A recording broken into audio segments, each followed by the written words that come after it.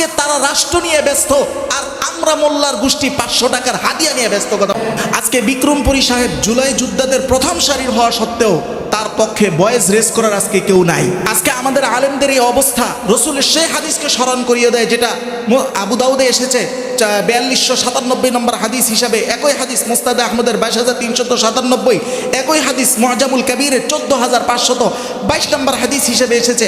একই হাদিস মুস্তাদরেকে হাকিমের 4 নম্বর খণ্ড 444 নং পৃষ্ঠার হাদিস হিসেবে এসেছে। কাফের মুশরিকরা চতুর্দিক থেকে তোমাদেরকে ছিঁড়ে ছিঁড়ে খাবে। তখন এক সাহাবী বলে উঠল, ইয়া রাসূলুল্লাহ মিন কিল্লাতিন নাহনু ইয়াউমাইযিন, সেদিনকে আমরা সংখ্যা অনেক কম হব।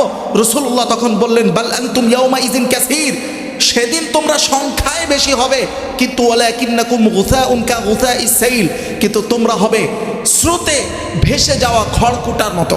একটাই কারণে তোমরা তোমাদের এই অবস্থায় তোমরা নিপতিত হবে, সেটা হলো দুনিয়ার মহাব্বত। আফগানিস্তানের মোল্লা ওমর যখন যুদ্ধ শুরু করেছিলেন মাত্র একজন মানুষকে কেন্দ্র করে, তখনও আলেমরা ফতোয়া দিছে একজনকে কেন্দ্র করে আপনি এত বৃহত্তর কাজে যাচ্ছেন, তো মোল্লা ওমর সেই ফতোয়াকে নেন নাই, যার কারণে আজকে তারা রাষ্ট্র নিয়ে ব্যস্ত, আর আমরা মোল্লার গোষ্ঠী 500 টাকার হাদিয়া নিয়ে ব্যস্ত। কথা